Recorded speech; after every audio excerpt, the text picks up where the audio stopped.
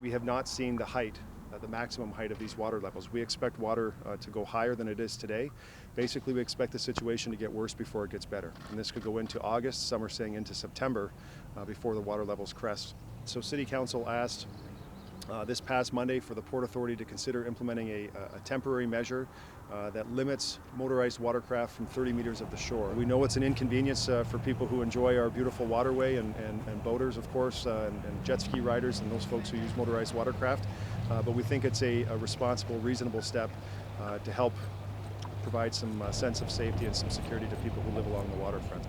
Penalties for contravention. If guilty of an offense, is liable to a fine of not more than $5,000 in the case of an individual, and not more than $50,000 in the case of a corporation or ship.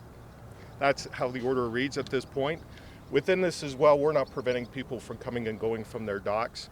The vessels coming into shore where they need to come into shore, where it is their property to enter.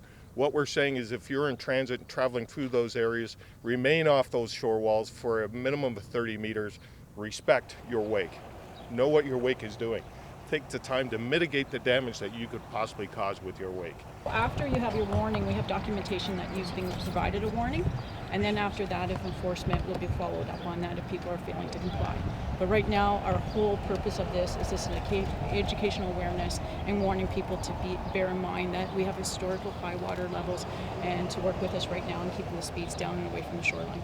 As a marine industry, we've taken some steps already. As a marine industry, the shipping industry has agreed to reduce their maximum speed from 10 kilometers an hour to 7 kilometers an hour. That's a 30% reduction. That's what's happened to the shipping industry in Ontario.